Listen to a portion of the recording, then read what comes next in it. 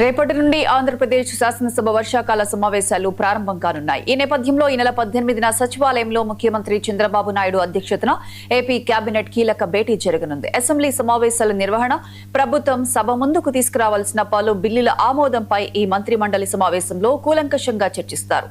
రాష్ట్ర అభివృద్ధి, రాజధాని అమరావతి పనులు, సంక్షేమ పథకాలు, పరిశ్రమలకు కేటాయింపులు, శాంతి భద్రతల అంశాలపై కీలక నిర్ణయాలు తీసుకుంటారు. విపక్ష వైసీపీ చేస్తున్న ప్రచారం, విమర్శలను తిప్పికొట్టడానికి అనుసరించాల్సిన వ్యూహాలపై మంత్రులకు దిశానిర్దేశం చేస్తారు.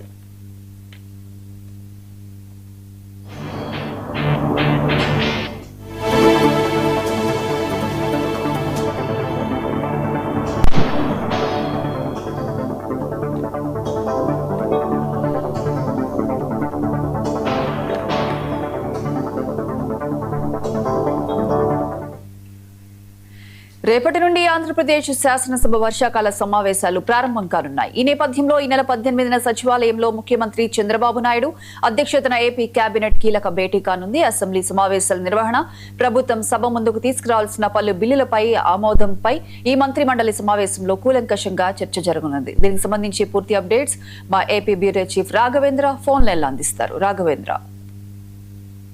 ప్రియాంక, రేపటి నుంచి ఏపీ అసెంబ్లీ సమావేశాలు ప్రారంభం అవుతున్నాయి. ప్రధానంగా చూసుకుంటామంటే ఏదైతే ఈ వర్షాకాల సమావేశాల్లో కూడా 2 సంవత్సరాలకు సంబంధించి ఏదైతే డెవలప్మెంట్ కి సంబంధించి చట్ట సవరణలకు సంబంధించి కొన్ని బిల్లులు అయితే కూడా పెట్టే అవకాశాలు అయితే కనిపిస్తున్నాయి. మొదటగా అసెంబ్లీ సమావేశాలు 4 రోజులుగా నార్మల్ రోజుల పాటు కూడా నిర్వహించాలనేసి ఏదైతే తాత్కాలికంగా నిర్ణయించిన పరిస్థితి ఉంది. అదేవిధంగా చూసుకుంటా ఉంటే రేపు బిఎస్సి సమావేశంలో అసెంబ్లీ సమావేశాలు ఎన్ని రోజులు నిర్వహించాలి, వీటిలో ఏ బిల్లులు పెట్టాలి అనేది దానిపైన కూడా పూర్తిగా చర్చించిన తర్వాత పూర్తి నివేదిక కూడా వచ్చే అవకాశం ఉంది. అదేవిధంగా చూసుకుంటా ఉంటే ఈ నెల 18వ తారీఖు అంటే ఎల్లుండి ఏపీ కేబినెట్ కూడా భేటీ కానుంది.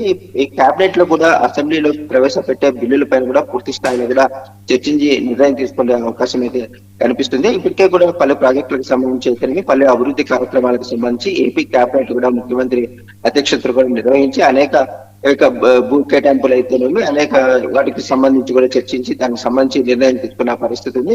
రేపు తీసుకునే ఏదైతే అసెంబ్లీ పెట్టే బిల్లుల పైన కూడా ఈ నెల 18 అంటే ఎల్లుండిన కూడా పెట్టి దీనికి సంబంధించి కూడా పక్కన కేబినెట్ లో ఆమోదించిన తర్వాత కూడా అసెంబ్లీలో పెట్టే అవకాశం ఉంది. దీనికి సంబంధించి ఇప్పటికే కూడా ముఖ్యమంత్రి చంద్రబాబు నాయుడు అసెంబ్లీలో ఏదైతే అనుసరించాల్సిన విధానాలపైన కూడా మంత్రులతో కూడా టెలికాన్ఫరెన్స్ ఇది పెట్టడం జరిగింది. మంత్రులతో కూడా దీనిపైన పూర్తిగా కూడా చర్చించి ఏదైతే అసెంబ్లీలో ఏ బిల్లుల పైన చర్చించాలి వీటికి సంబంధించి కూడా దిశానిర్దేశం అయితే చేసిన పరిస్థితి కూడా కనిపిస్తుంది. దీనికి సంబంధించి ప్రధానంగా కూడా అసెంబ్లీ సమావేశాల్లో వైసీపీ పార్టీకి ఏదైతే ఇక్కడ ప్రతిపక్ష హోదా ఇవ్వలేని పరిస్థితి ఉంది. దీనికి సంబంధించి మాజీ ముఖ్యమంత్రి వైసీపీ అధినేత జగన్మోహన్ రెడ్డి తన సభ్యులతోటి కూడా మనం అసెంబ్లీలోకి వెళ్లి కూడా వీటికి కూడా చర్చించే అవకాశం కూడా లేదు.